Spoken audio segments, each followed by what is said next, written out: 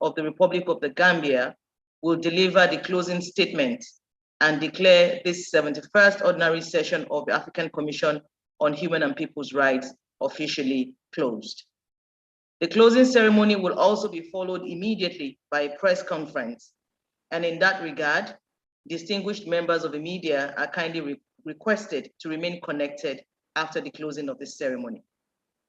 It is now my pleasure to call upon Honorable Commissioner Mutford Zakaria Mwandenga to read the final communique of the 71st Ordinary Session of the African Commission on Human and People's Rights. Honorable Commissioner, you have the floor, sir. Thank you, Master of Ceremonies, and good morning,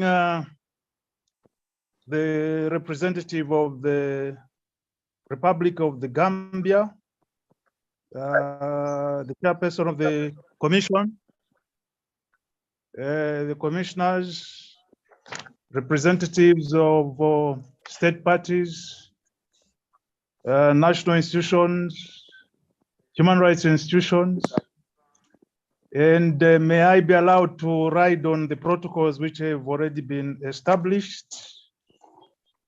Guest of honor, it is my distinct honor to read the final communique of the 71st Ordinary Session of the African Commission on Human and People's Rights. The African Commission on Human and People's Rights, the Commission, held its 71st Ordinary Session, the session virtually from the 21st April to the 13th May 2022. The session was held virtually due to the persistence of the COVID-19 pandemic. The opening ceremony and the substantive programs of the session were presided over by the Honorable Commissioner Remi Ngoyi Lumbu, chairperson of the Commission, with the assistance of Honorable Commissioner Maya Salih Fadel, Vice Chairperson of the Commission.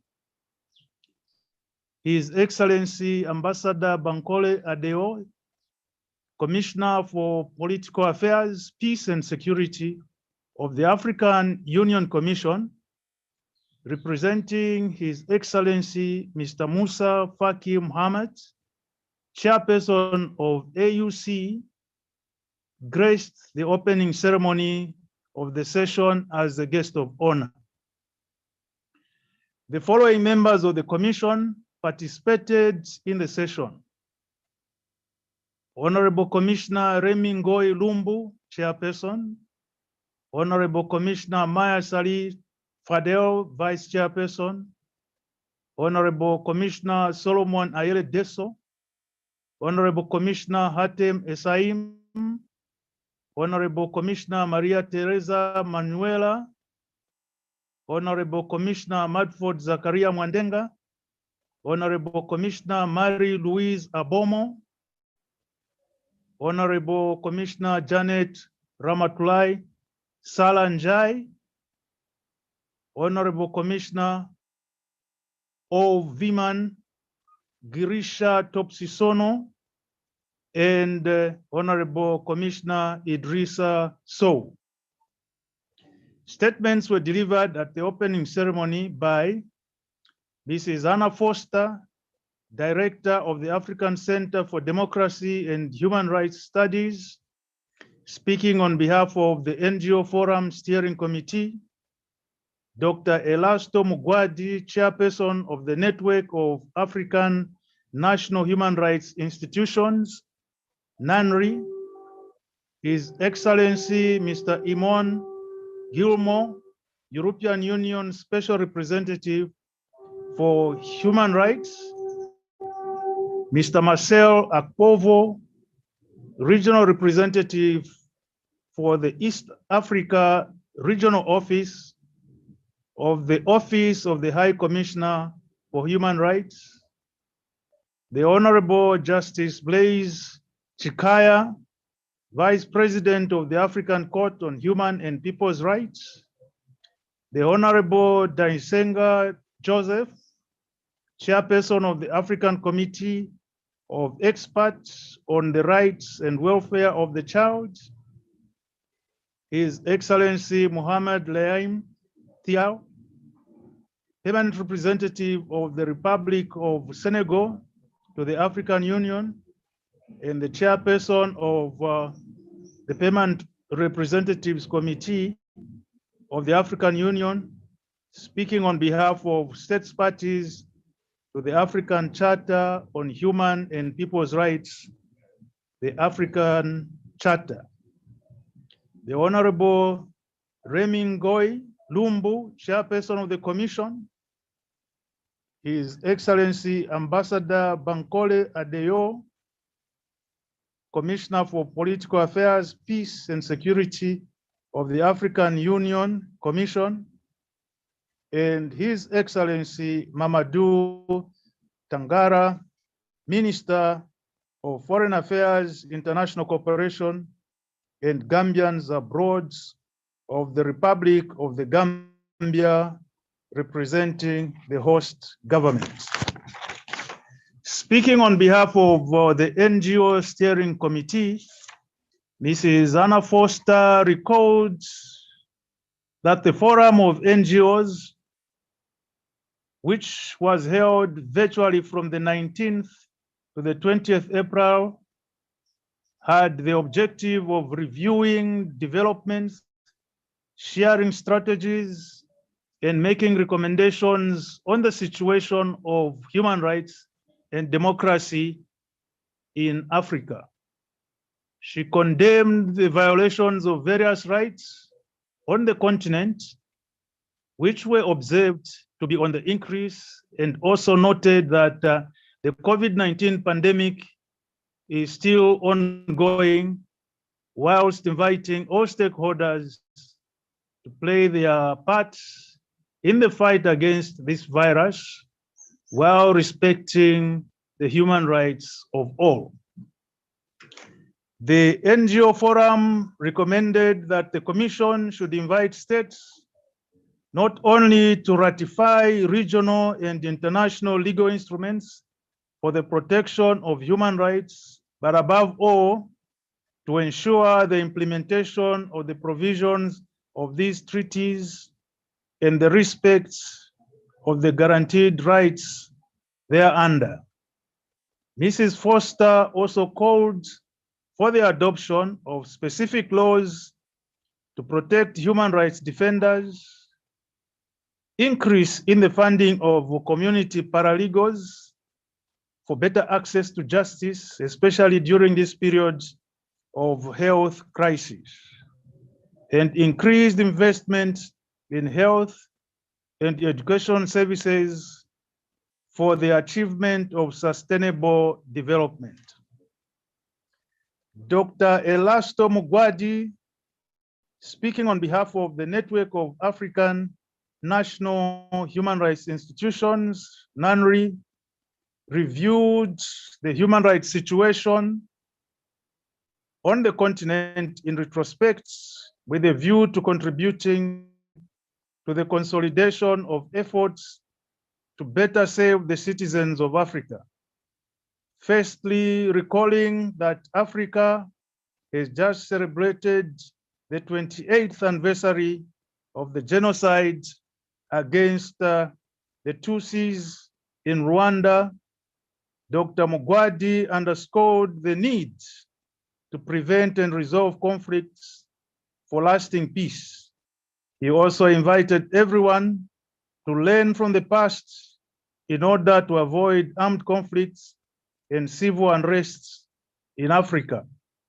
In this regard, he seized the opportunity to recall the conflicts and unrest currently taking place in several states of the continent and to call for action by both national and regional actors. Furthermore, he noted the wave of unconstitutional changes of government in a number of countries, especially in the Western African sub-region, and called on the African Union, AU, to lead the process of resolving these latent conflicts and avoid possible genocides. His Excellency, Mr. Eamon Gilmore, recalled the importance of peace, security, democracy, rule of law, good governance, economic, social, and cultural rights. He commended the Commission for all the actions and resolutions adopted on human rights situation in Sudan, and also on the various unconstitutional changes of governments in Africa, as well as on the right to food and building nutritional resilience in Africa. Mr. Gilmore pointed out that the theme of the year chosen by the AU leaders, the Year of Nutrition, also aligns with the European Union's action plan for human rights and democracy, with a focus on environmental challenges and climate change, as well as on strengthening economic, social, and cultural rights. He further noted that the partnership between the EU and the AU and its human rights organs is rooted in common values and shared interests, particularly reiterated the cruciality of the participation of the AU human rights organs, including the Commission, in the annual AU-EU Human Rights Dialogue, as well as underlined the importance of the Commission's work as part of the African Governance Architecture, AGA. Mr. Gilmore also indicated that the EU was working towards a reinforced cooperation with the AU on governance in the framework of the implementation of the EU-AU Memorandum of Understanding on Peace, Security, and Governance, especially in the wake of a series of unconstitutional changes of governments and the need to ensure lasting peace, for which it is essential to promote and reinforce good governance. He concluded by reiterating the EU's commitment to work together with the Commission, including on matters pertaining to business and human rights, as well as thanking and congratulating all states and non-state actors who, by their commendable actions, contribute to the promotion and protection of human rights. Mr. Marcel Akpovo, the regional representative for the East African Regional Office of the Office of the High Commissioner for Human Rights, OHCR, recalled the great cooperation, enduring relationship between the OHCR and the Commission, by which the institutions complement each other in their respective mandates to promote and protect human rights on the African continent, and underscored that the collaboration is particularly important now in the face of the devastating effects of the COVID-19 pandemic, the precariousness of global peace and stability, and the challenges related to the enjoyment of social economic rights.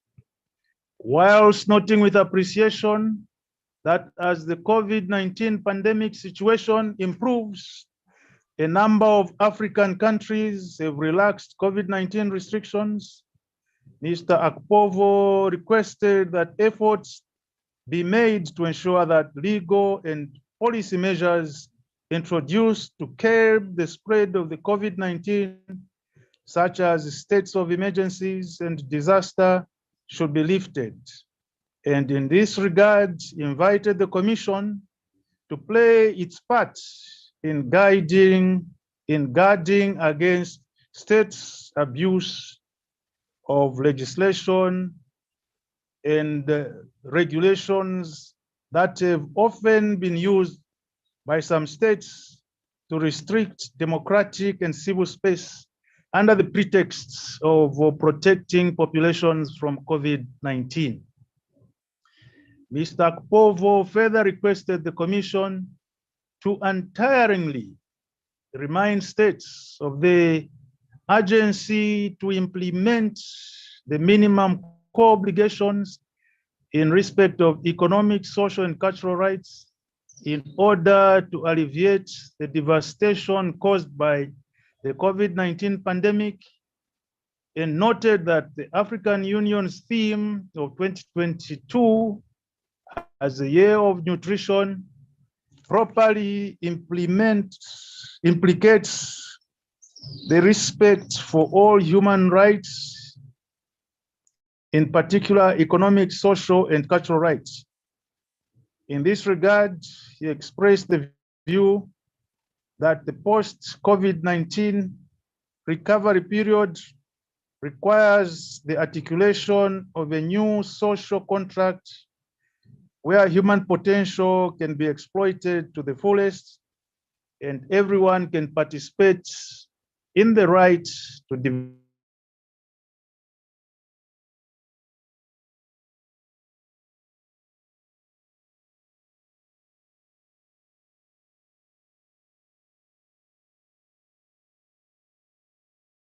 He called for a delicate balancing of efforts to strengthen agro-food systems and respect for the environment and mitigation of the adverse effects of climate change, underscoring that sustainability would be key and that the African Commission should continuously strive to hold states accountable in this regard. He concluded by reiterating the continued commitments of the OHCR to support the Commission, including through the framework of the Addis Ababa Roadmap. The Honorable Justice Blaise Chikaya, Vice President of the African Court on Human and People's Rights, the court, in his statement on behalf of the Honorable Lady Justice Imam Daud Aboud, reiterated the imperative of implementing the complementarity mandate of the court and the Commission as conceived by the member states of the African Union. He further stated that the march towards the full realization of the Africa we want is confronted with various challenges, including conflicts outside Africa and the severe restrictions on freedoms that ensue. He noted that in this context, the work of the Commission was one of the most important forums for discussing the shaping of the African discourse on freedoms that contribute to human development. Thus, he expressed his conviction that the activities of the session would surely contribute to Africa further building its discourse on rights, freedoms, duties, governance, democracy, and the rule of law. The Honorable Daisenga Joseph, the chairperson of the African Committee of Experts on the Rights and Welfare of the Child, the committee, recalled the complementarity that exists between the three human rights organs of the African Union, namely the Commission, the courts, and the committee.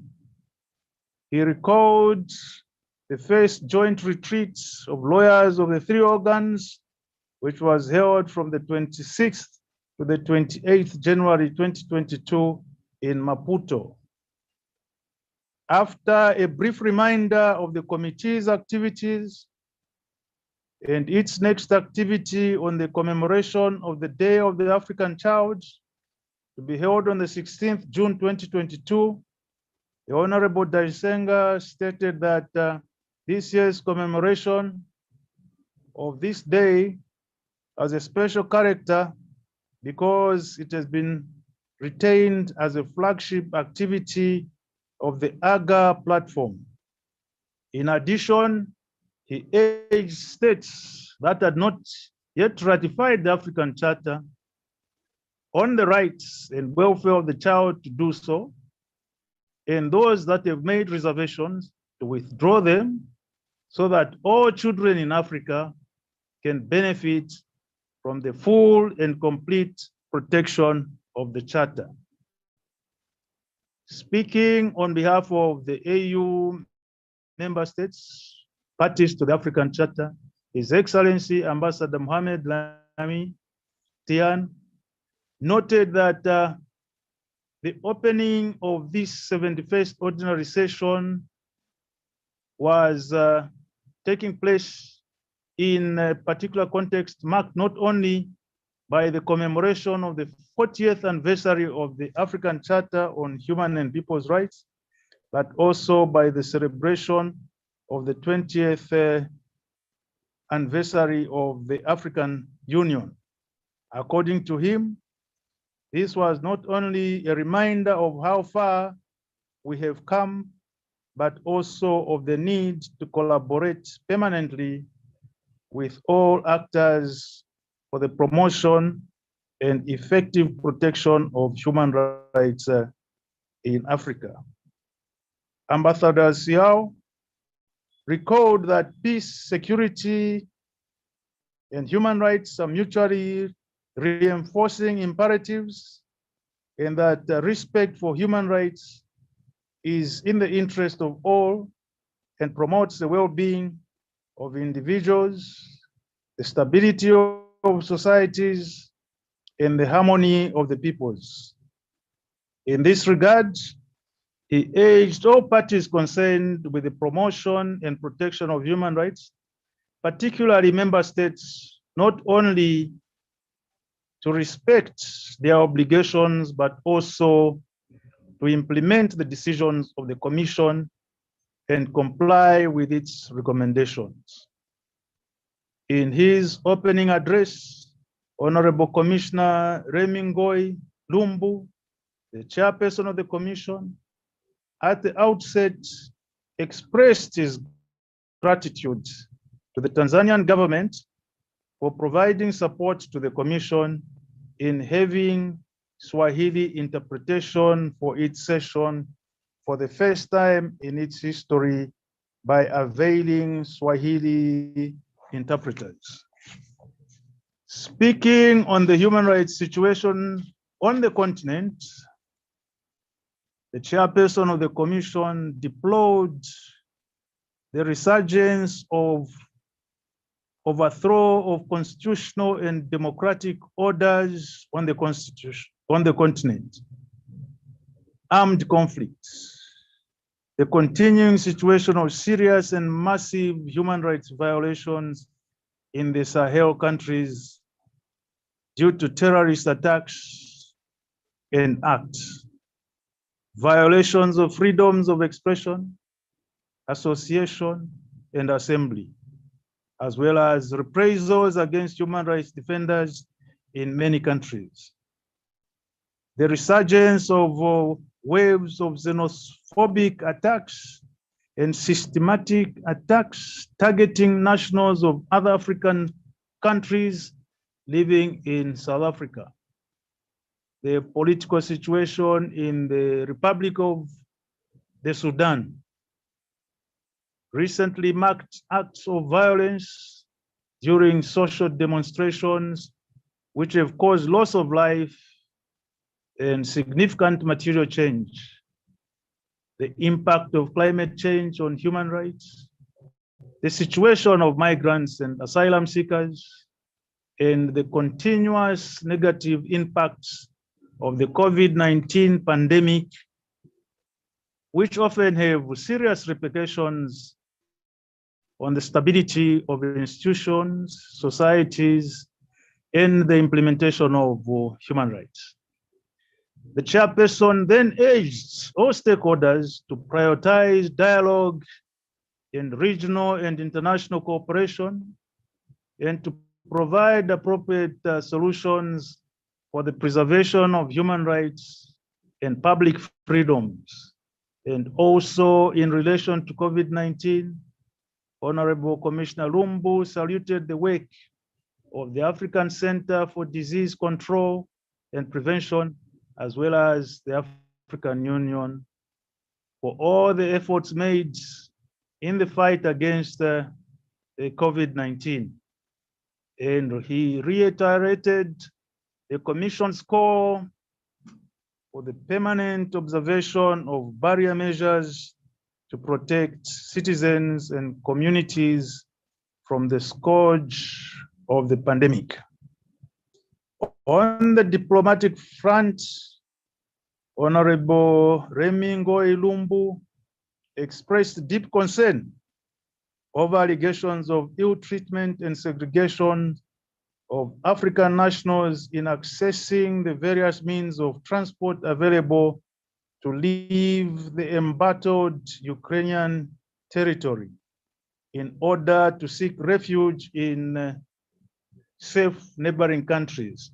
The chairperson of the commission then called on the international community and international institutions cooperating with the commission as well as the African Union to support states parties to the African Charter in providing better protection and assistance to African nationals still wishing to leave the combat zone. Conversely, with regard to the positive developments on the human rights situation on the continent, the chairperson of the commission welcomed and congratulated in particular the adoption by the African Union of the protocol to the African Charter on Human and People's Rights, on the rights of citizens to social protection and social security, as well as the ratifications by Burundi, Cameroon, and Rwanda of the protocols to the African Charter on the rights of the older persons and the rights of persons with disabilities. He also appreciated the slight reduction in the number of security incidents in the Sahel countries in recent months, despite that the security situation in these countries remains precarious. The various steps taken by the Ethiopian government towards a peaceful resolution of the conflict in the Tigray region, the peaceful and successful organization of legislative elections in the Gambia, and the ascension of the Democratic Republic of Congo, DRC, to the community of East African states. In conclusion, Honorable Remingoy Lumbu lauded all the work carried out under the leadership of his predecessor, Honorable Commissioner Solomon Ayede Deso, particularly in relation to the impact of COVID-19 on human rights, and welcomed the continuation during this year of interactions with the Moroccan authorities in the light of existing decisions of the Executive Council of the African Union, as well as the adoption by the AU of the theme of the year 2022 on strengthening resilience in terms of nutrition and food security on the African continent, strengthening agriculture, accelerating human capital, social and economic development. Delivering the opening speech of the session on behalf of His Excellency Musa Faki Mohammed, Chairperson of the African Union Commission, His Excellency Ambassador Bankole Adeyo, Commissioner for Political Affairs, Peace and Security of the African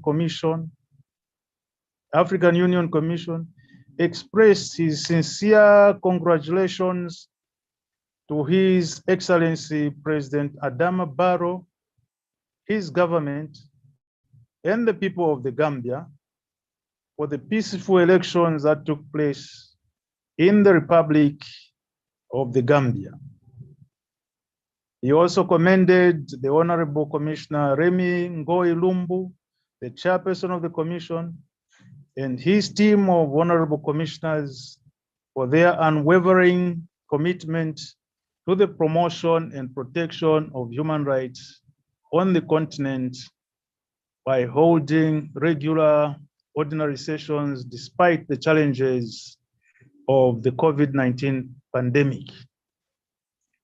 In the face of continuing human rights violations, Ambassador Adeo encouraged member states to ensure that all legal instruments that have freely been ratified become part of their domestic laws, so that the rights and duties contained in these instruments become applicable and enforceable in their national courts.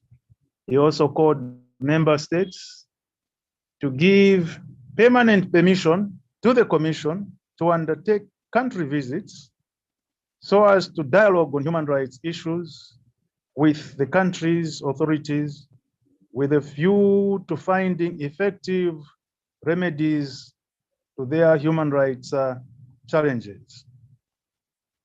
His Excellency Mamadou Tangara, Minister of Foreign Affairs, International Cooperation, and Gambians abroad of the Republic of the Gambia, speaking on behalf of His Excellency President Adama Barrow, welcomed the participants to the 71st ordinary session of the Commission.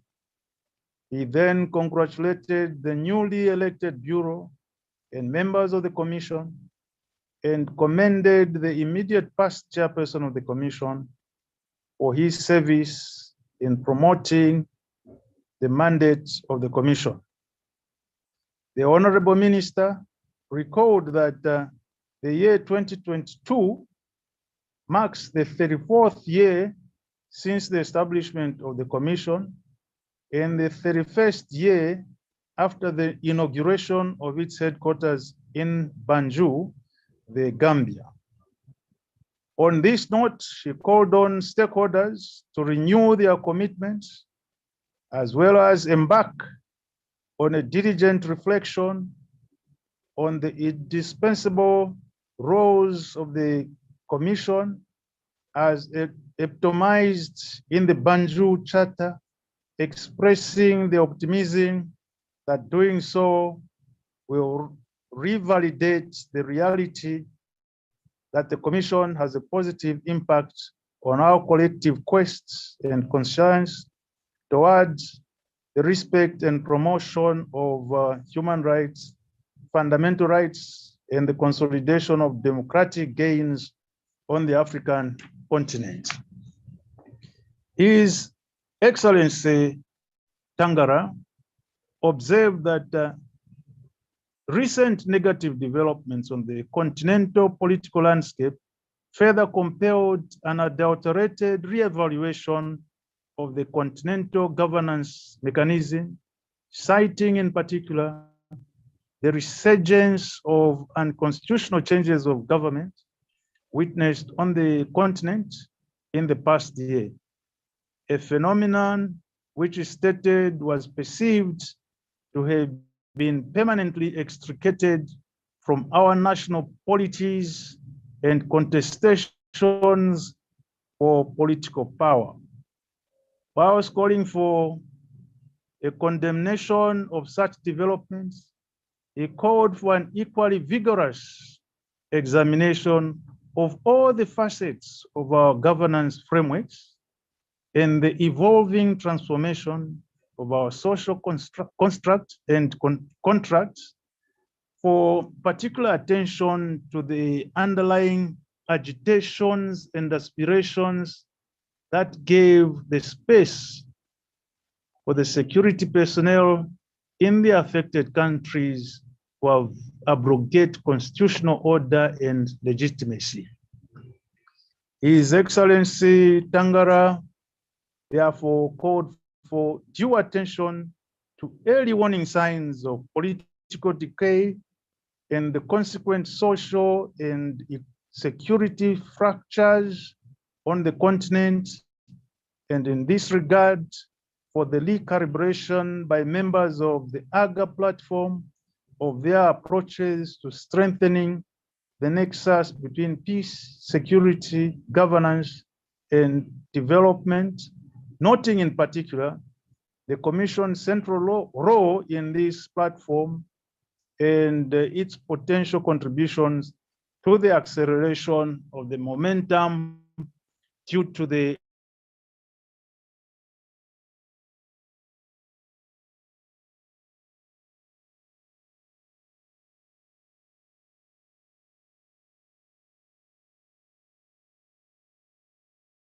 Gambia.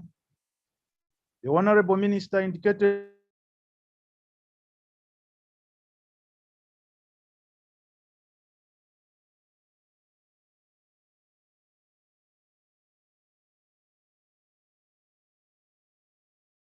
means to strengthen the correlation between democratic governance and sustainable peace and security, whilst encouraging the African Commission and its AGA platform partners to regularly engage the PSC beyond the customary annual briefings to the Council.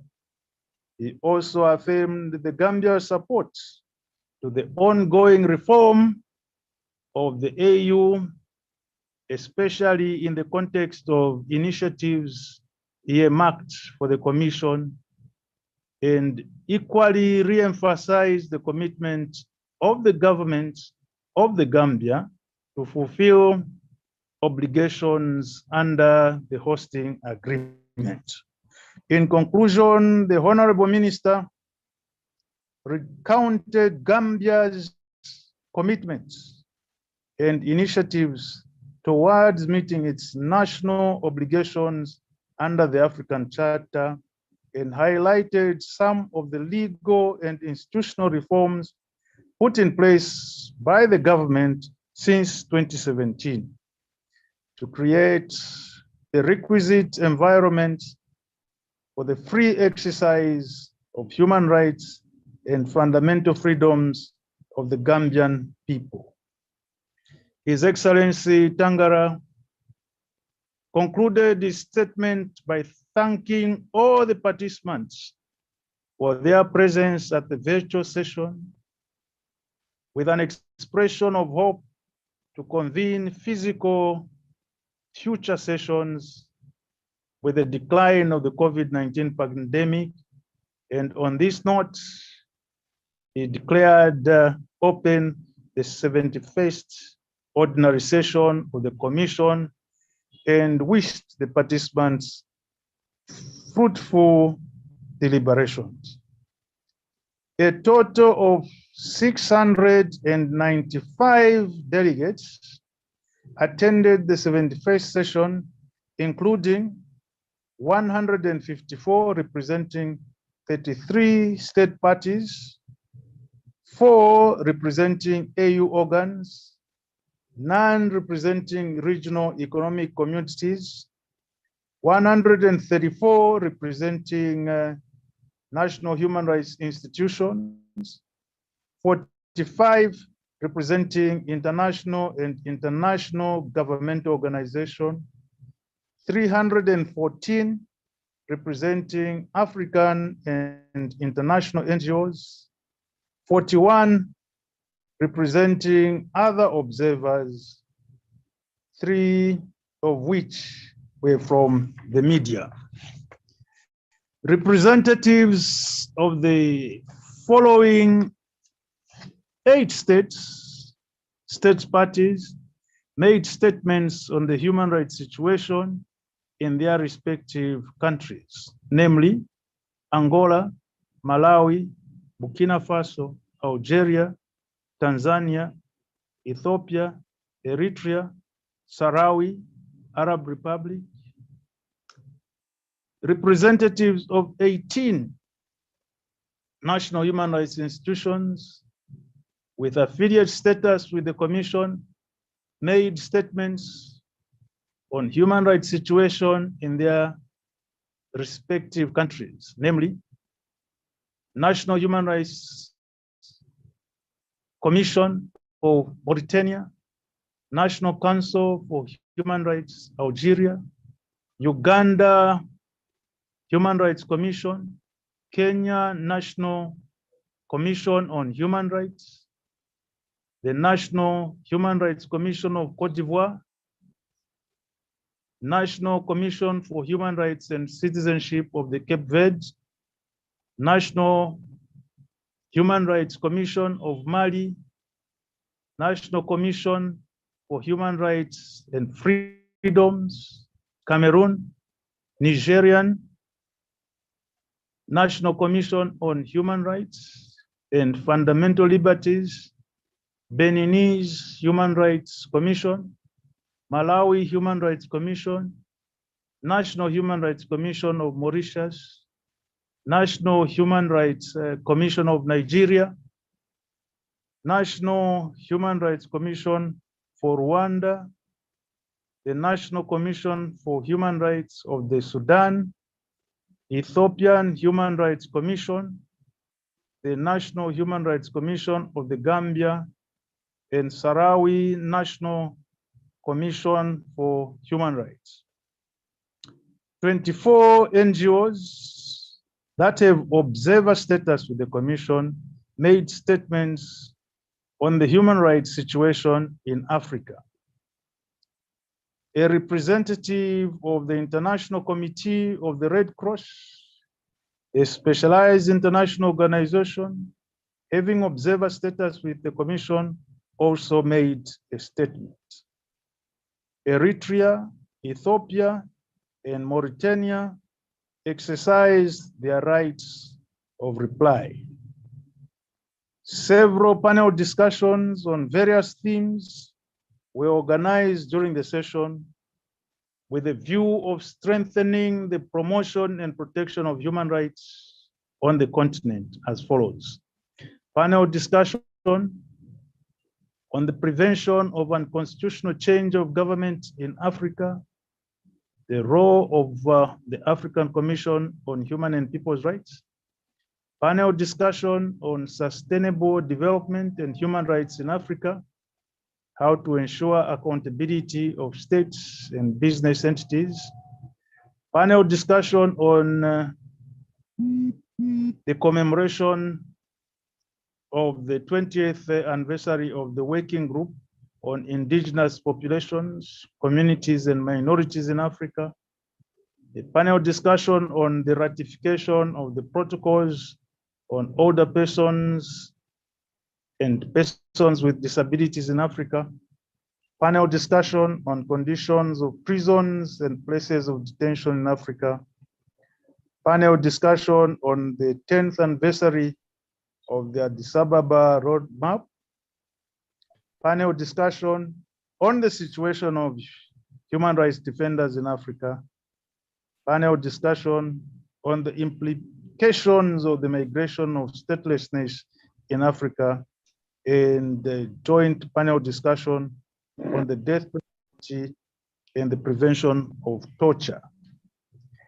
The Commission reported on the status of its relationship and cooperation with the National Human Rights Institution, and it also provided an update on the status of submission of activity reports by national human rights institutions and the non-governmental organizations.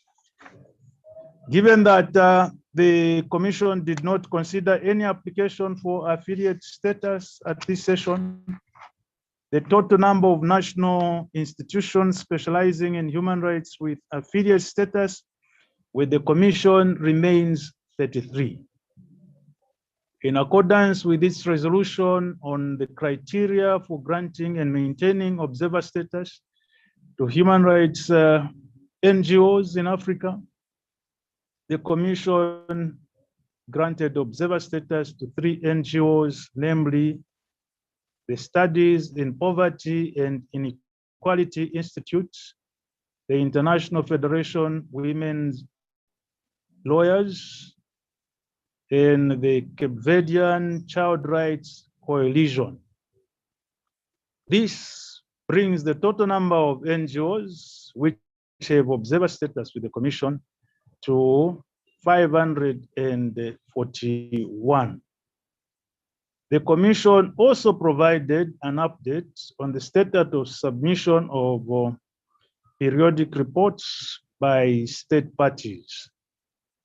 In accordance with Article 62 of the African Charter, the Commission considered the periodic reports of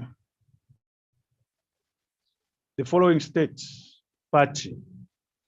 That is the 12th and 13th combined periodic reports of the Republic of Kenya under the African Charter and the initial reports under the protocol to the African Charter on the Rights of Women in Africa, the Maputo Protocol. Members of the Commission presented their intersession reports highlighting activities undertaken in their capacities as commissioners, commissioner rapporteurs, and mandate holders of special mechanisms. Presentation of these reports generated reactions, contributions, and questions from state delegates and civil society organizations. During its private session, the Commission considered and adopted the following documents with comments and/or amendments. 1, report of the chairperson of the working group on communications, communications audit report, report of the secretary of the Commission, submission on governance issues at the Commission, report on staff and budgetary matters, and lastly, guidelines on the protection of all persons from enforced disappearances in Africa. The Commission also considered and discussed the following documents.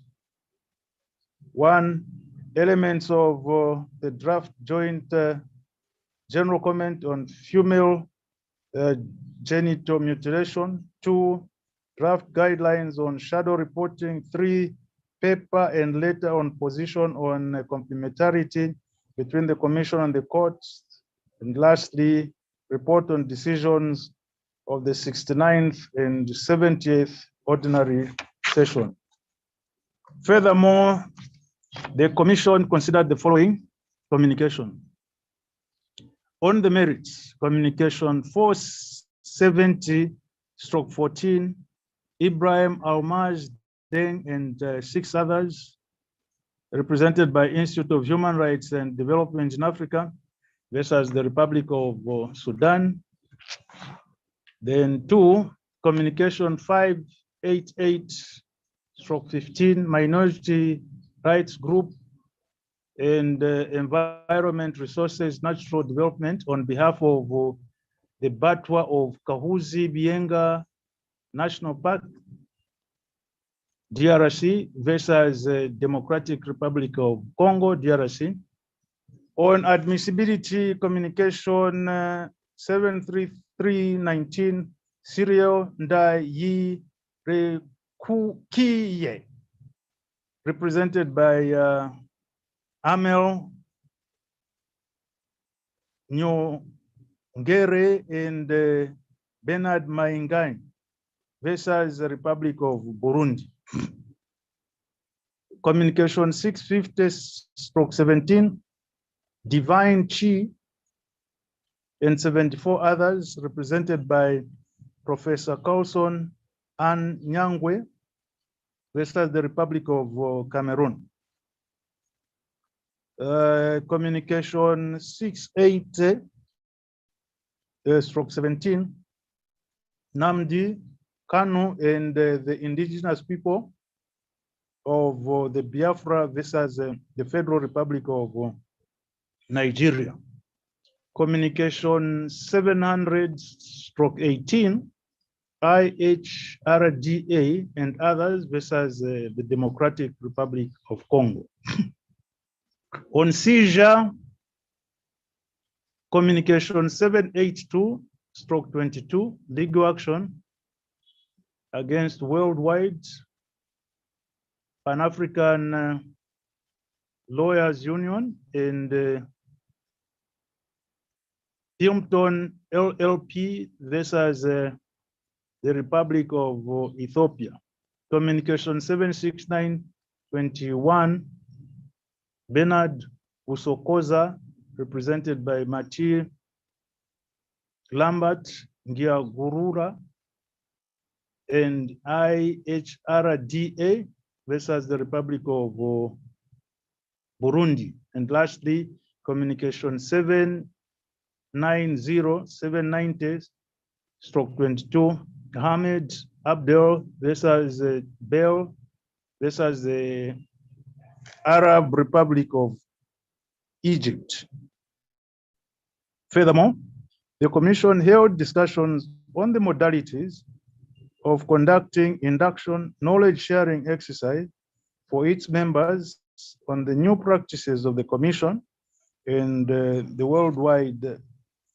wide AU, as well as held capacity building engagements with some of the partner institutions as follows. 1, engagement with Association for the Prevention of Torture on the Mendes Principles. 2, briefing on the joint AU World Bank OHCR program on integrating human rights into the continental early warning system. And 3, ICRC engagement with the Commission on International Humanitarian Law, the thematic session on the legal qualification of situations of violence for the members of the Commission. The Commission adopted the following resolutions. 1, resolution on the need to conduct a study on extrajudicial killings in Africa. 2, resolution on the renewal of the mandate and expansion of the composition of the Commission of Inquiry into the Tigray, the situation in the Tigray region of Ethiopia. The Commission decided to hold its 72nd private session from the 12th to the 26th July 2022, and its 73rd public ordinary session from the 20th October to the 9th November 2022. Details of the formats and modalities of these sessions will be made available on the Commission's website in due course. The Commission expresses its sincere gratitude to states parties, international organizations, national human rights institutions, non-governmental organizations, and all stakeholders who participated in this virtual ordinary session. The closing session of the 71st ordinary session took place virtually today, the 13th of May 2022. Chair, that is the final communique for the 71st ordinary session of the African Commission on Human and People's Rights. I thank you most sincerely for the opportunity to read the communique. Chair, I hand over the floor to you. Thank you very much, Honorable Commissioner Wandenga, for reading the final communique of the 71st ordinary session of the African Commission on Human and People's Rights. Thank you, sir. It is now my honor to invite the chairperson of the African Commission on Human and People's Rights, Honorable Commissioner Remi Ngoyi-Lumbu, to deliver his own statement. Thank you. Honorable Chairperson, vous avez la parole. Merci beaucoup. Je demande d'abord à Ethel de bien vouloir supprimer le retour en anglais sur le canal français et de me faire signe si cela est OK, parce qu'on a le retour en anglais sur le canal français.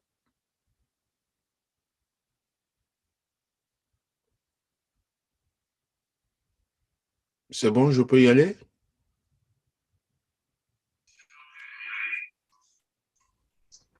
Noted. I think you can go ahead. Merci. Excellence, Monsieur Aliou Diallo, représentant son Excellence le procureur général de la République de Gambie et ministre de la Justice, Mesdames et Messieurs les représentants des États membres de l'Union africaine, distingués représentants des organes de l'Union africaine en charge des droits de l'homme, honorable Madame la vice-présidente de la Commission africaine des droits de l'homme et des peuples et chers collègues commissaires, Mesdames et Messieurs les représentants des organisations onusiennes et organisations internationales, Mesdames et Messieurs les représentants des institutions nationales des droits de l'homme et des organisations non gouvernementales, distingués invités, Mesdames et Messieurs, tout protocole observé, bonjour. Je voudrais d'abord, à l'entame de mon propos, remercier le collègue Woodford Zakaria Mwandenga pour la lecture impeccable du communiqué final de la 71e session ordinaire de la Commission africaine des droits de l'homme et des peuples et à travers ma voix, les remerciements des autres commissaires qui ont participé à sa rédaction et qui ont pris part aux travaux. Qu'il me soit permis, à l'entame de mon propos, au nom de l'ensemble des honorables commissaires et à mon nom propre, de saluer et de remercier les distingués délégués des États et tous les participants qui ont honoré de leur présence cette cérémonie de clôture de la 71e session ordinaire de la Commission africaine des droits de l'homme et des peuples, tenue virtuellement du 21 au 13 mai 2022. Au cours des 21 jours des travaux intenses, nous avons pu échanger sur plusieurs points avec les différentes parties prenantes. L'interaction entre les membres de la Commission et les États partis autour des rapports périodiques présentés par ces derniers, en vertu des différentes obligations découlant des instruments ratifiés, permet de mener un dialogue franc et constructif sur les développements positifs dans les domaines de promotion et de la protection des droits de l'homme intervenus dans les États partis, ainsi que les défis rencontrés pour les périodes couvertes par les rapports. La 71e session ordinaire a été l'occasion pour nous d'écouter, d'échanger et d'apprécier les avancées enregistrées par la République du Kenya, que nous tenons à remercier, ainsi que tous les autres pays qui sont à jour dans la présentation de leurs rapports périodiques. Conformément à la pratique de la Commission, nos conclusions et recommandations seront développées dans des observations finales qui lui seront transmises par les voies les plus autorisées.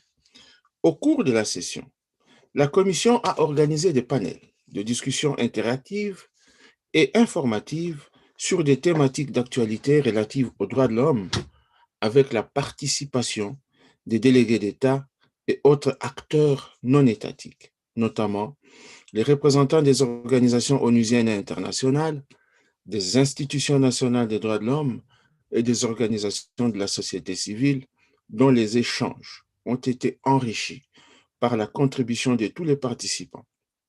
Nous citerons notamment les panels sur la prévention des changements anticonstitutionnels de gouvernement en Afrique et le rôle de la Commission africaine des droits de l'homme et des peuples, la ratification du protocole sur les droits des personnes âgées et des personnes handicapées en Afrique, le panel sur les conditions dans les prisons et les lieux de détention en Afrique, le panel sur la situation des défenseurs des droits de l'homme en Afrique, le panel sur la peine de mort et la torture, etc.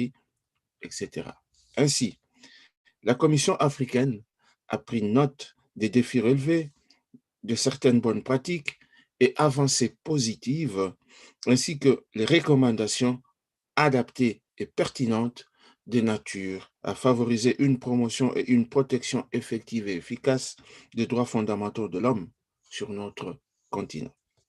Nous avons également procédé à des commémorations, à savoir la commémoration du 20e anniversaire du groupe de travail sur les populations, communautés autochtones et les minorités en Afrique, la commémoration du 10e anniversaire de la feuille de route d'Addis Abeba pour la coopération entre les procédures spéciales des Nations Unies et celle de la Commission africaine. Dans le même registre, nous avions aussi organisé la 28e commémoration du génocide contre les Tutsis au Rwanda. Je saisis cette occasion pour vous inviter d'ores et déjà à vous joindre à nous pour la célébration du 35e anniversaire de la Commission africaine qui aura lieu au mois d'octobre. La session a également, comme il est d'usage, offert l'opportunité aux participants d'interagir avec les commissaires à l'occasion de la présentation de leur rapport d'activité en leurs différentes qualités de commissaires et de détenteurs de mécanismes spéciaux. Excellences, distingués invités, Mesdames et Messieurs, toujours au cours de la séance publique, les parties prenantes ont fait une évaluation et une analyse situationnelle des droits de l'homme dans les différents pays. Des défis ont été relevés dans certaines régions, dont les plus préoccupants sont les changements anticonstitutionnels de gouvernement et ceux d'ordre sécuritaire, avec les conséquences qui s'y rattachent en termes de pertes en vies humaines, de destruction des biens et des infrastructures, ainsi que le niveau élevé de personnes déplacées et des réfugiés. La Commission a formulé des recommandations par pays sur certaines situations à travers notamment l'adoption des résolutions qui ont été listées dans le communiqué final que vous veniez de suivre tout à l'heure. Un regard rétrospectif nous a permis en outre d'affirmer que, nonobstant la persistance de plusieurs facteurs négatifs, un environnement caractérisé par des crises et des conflits récurrents dans certains pays, une insuffisance des ressources financières disponibles et la persistance de l'épidémie de COVID-19 auquel le continent reste confronté, des progrès différenciés et par endroits notables ont pu être réalisés. Le tableau n'est pas que sombre. À titre illustratif, les négociations et les dialogues entre parties en conflit se poursuivent dans certains pays pour préserver la paix et le vouloir vivre collectif, ce que nous appelons le vivre en commun. Dans le domaine des droits sociaux, économiques et culturels, la Commission a pris bonne note des efforts de plusieurs États se rapportant à l'adoption de mesures, politiques et programmes visant à donner effet à la pleine réalisation des dits droits sans lesquels il n'y a pas de garantie de jouissance par les citoyens de leurs droits civils et politiques. C'est la fameuse théorie de l'interdépendance des droits de l'homme que beaucoup connaissent. Sur les droits de la femme et des filles, la plupart des États africains qui se sont exprimés au cours de la session disposent désormais des politiques nationales genre, de programmes de scolarisation des filles et d'autonomisation des femmes et ont mis en place des mesures législatives, institutionnelles et structurelles qui favorisent une meilleure représentation des femmes dans les instances de prise de décision tout en leur permettant de réaliser leur potentiel. S'agissant de la question de la ratification des conventions, la Commission se réjouit de la récente ratification du protocole à la Charte africaine sur les droits de la femme en Afrique, protocole de Maputo, par la République arabe sahraoui démocratique. Des progrès significatifs ont été également notés dans plusieurs pays dans le domaine de la santé et du VIH, en dépit de la faiblesse des budgets et de l'insuffisance des structures de santé, avec une baisse continue des nouvelles infections et une augmentation significative de l'accès aux ARV, les antirétroviraux, pour des personnes infectées. Une avancée significative a été également notée dans la lutte contre le COVID-19 et la mise à disposition des vaccins aux citoyens, en particulier les groupes vulnérables dans la plupart des pays. Dans tous les cas, les droits de l'homme ont subi au cours de cette période les conséquences négatives ou positives, selon qu'il s'agit de progrès ou de régression dans les domaines liés notamment à la démocratie et à la gouvernance, à la sécurité, la justice, la santé et bien d'autres. Excellences, distingués invités, mesdames et messieurs, la protection et la promotion des droits de l'homme sur notre continent demeure notre objectif ultime et commun. Je voudrais saisir cette occasion pour rappeler ici que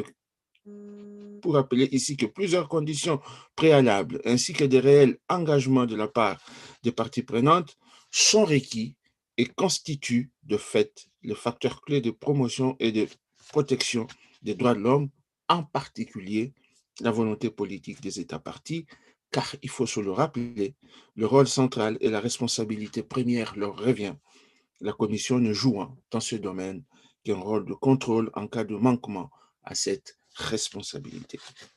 Pour ce faire, la Commission rappelle qu'elle privilégie l'approche de complémentarité et de synergie entre toutes les parties prenantes et structures engagées dans la promotion et la protection des droits de l'homme en vue de lutter contre les diverses violations qu'il convient de déplorer malheureusement.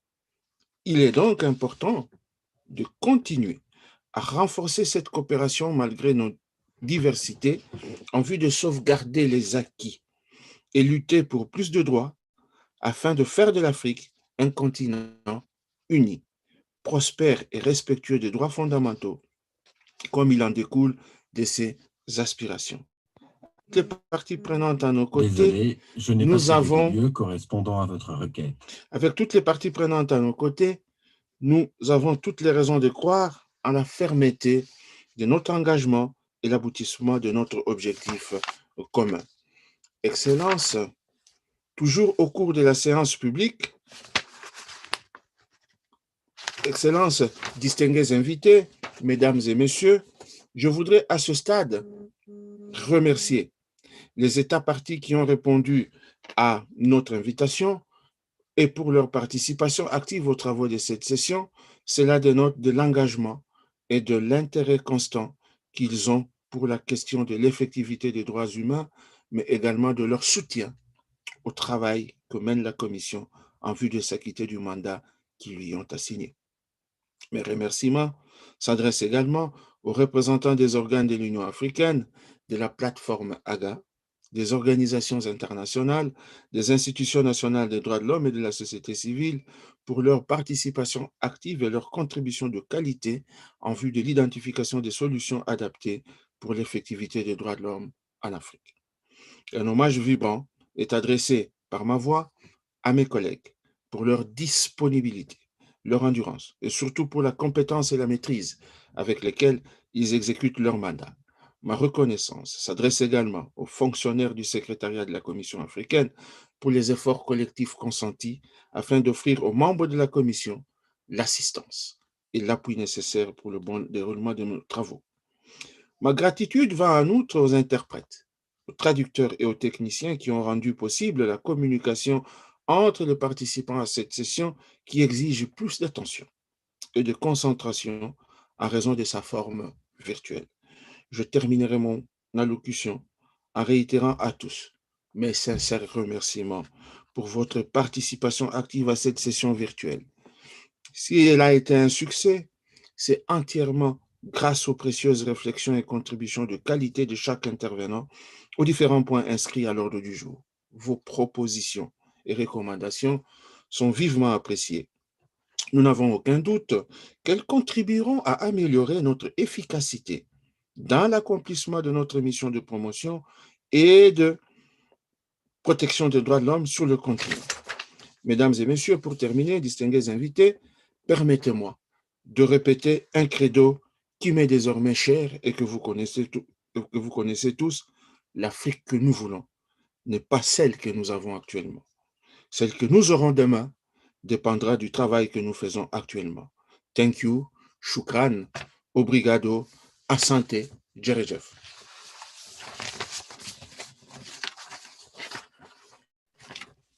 Thank you very much, Honorable Chairperson, for your statement. Merci beaucoup. It is now my privilege and honor to invite Mr. Aliu Jallo, who is representing the Honorable Solicitor General of the Ministry of Justice of the Republic of the Gambia, to deliver the closing statement and to declare the 71st Ordinary Session of the African Commission on Human and People's Rights officially closed. Mr. Aliu Jallo, you have the floor, sir.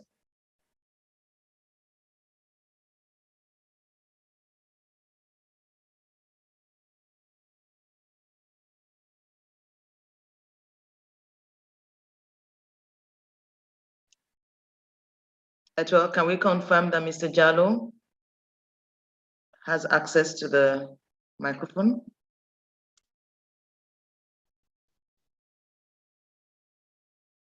Yes, he has access. You can go ahead. Can you hear me? Thank you. Yes, we can hear you, sir. Thank you. Can you hear me? Yes. Thank you very much. Honorable Chairperson and members of the African Commission on Human and People's Rights, Excellencies, members of the Diplomatic and Consular Corps, Executive Secretary of the African Commission, and members of the Secretariat, distinguished delegates of the African Union member states, distinguished representatives of the international organizations, distinguished representatives of national human rights institutions, distinguished representatives of non-governmental organizations, representatives of civil society organizations, distinguished guests, ladies and gentlemen, and all other protocols duly and respectfully observed. I say to all of you, good morning. It is with great honor and privilege that I deliver on behalf of the Solicitor General and Legal Secretary of the Republic of the Gambia the closing statement on the 74th session of the African Commission on Human and People's Rights. I wish to extend congratulations on behalf of the government of the Republic of the Gambia and my sincere gratitude to the Secretariat, the commissioners, and everyone who attended and made this 74th session a success. The sessions of the Commission provide a forum for state parties, NGOs, and human rights bodies to evaluate the status of implementation of the African Charter on Human and People's Rights and its protocols, including the Maputo Protocol on the Rights of Women. It is therefore an opportunity for critical reflection to measure successes against acceptable standards and to identify gaps and areas that need improvement. During the course of the 23 days, I hope you had very stimulating brainstorming sessions on topical human rights issues on the continent. The final communique read out earlier is a strong indication of the magnitude of work achieved so far by our collective efforts through this commission. The pertinent human rights issues discussed during this session, the recommendations and observations of the Commission, as well as the contributions of national human rights commissions, civil society organizations, and other human rights bodies are all meant to steer our affairs towards the promotion and protection of human rights of our people. The state report considered and the constructive dialogue that followed exemplified not only the important role played by the Commission on issues affecting Africa's development, but also reflects the enthusiasm of all stakeholders here present in ensuring that our rights are realized and enjoyed by all without discrimination. I therefore call upon state parties to submit periodic reports to the Commission on a timely basis for consideration. Excellencies, distinguished ladies and gentlemen, bearing in mind the significant role the Commission plays in Africa, it is indeed important that we must all continue to give the Commission all the support in order to fulfill our collective aspirations for universal implementation of the African Charter for the African peoples, as the promotion and protection of human rights in Africa must continue to be a priority for us all. In keeping with our Charter obligations, I fervently hope that the issues discussed and recommendations made during this session will be made accessible to all, especially women and girls, persons with disabilities, and all other minority groups. Honorable distinguished members, sustainable peace and development can only be achieved in our beloved continent when the human rights of all are promoted, protected, respected, and guaranteed. Excellencies, distinguished ladies and gentlemen, as highlighted by the panel discussion on sustainable development and human rights in Africa, towards ensuring accountability of state and business entities, it is important for Africa to revise and adapt its development agenda, reduce the number of conflicts across the divide, and promote peace in the region. Renew its economic growth and social progress, promote gender equality and youth empowerment, increase globalization and the ICT revolution, prioritize and promote emerging development and investment opportunities in areas such as agribusiness, infrastructure development, health and education, as well as the value addition in African commodities. We as a continent, therefore, have a duty to work together, individually and collectively, towards the attainment of an African agenda and strategy for business and human rights that will enable it to identify and address the issues that are preventing us from improving the conditions under which businesses operate in Africa. This goes beyond enacting the right laws, but requires identifying the causes and reasons behind Africa's vulnerability to harmful business practices, as well as identifying those practices and understanding who and how they affect. Excellencies, distinguished ladies and gentlemen, in conclusion, I wish to reiterate the words of the Honorable Minister of Foreign Affairs of the Republic of the Gambia during the opening ceremony, that the government of the Gambia is committed to fulfilling the hosting obligations under the hosting agreement. We wish to further reassure the Commission that the implementation of the hosting obligations and the construction of the permanent headquarters are proceeding as planned and remains a priority for the government of the Gambia. As we look forward to welcoming you to the Gambia in the near future, it is now my singular honor to declare this 71st ordinary session of the African Commission on Human and People's Rights officially closed. Long live Africa, and thank you for your kind attention. Thank you very much. Thank you, Mr. Aliu Jallo, for the closing statement delivered on behalf of the Honorable Solicitor General. Excellencies, distinguished delegates, ladies and gentlemen, this brings us to the end of the closing ceremony of the 71st Ordinary Session of the African Commission on Human and People's Rights. We would like to thank you for honoring our invitation, and we hope to meet again in the next public session. Members of the media are kindly requested to remain connected for the press conference, which would follow at 12 p.m. Gambian time, GMT. On this note, we would like to say again, thank you, merci beaucoup, shukran jazira, obrigada, asante sana. And from the Gambia, we will say jerejef, jarama, abarukabake. Thank you.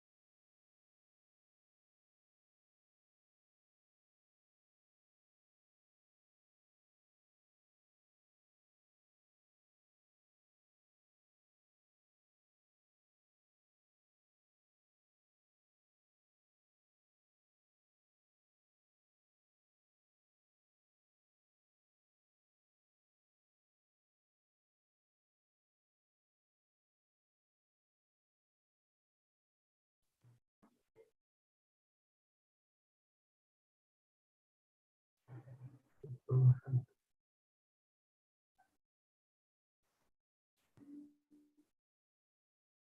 recorded.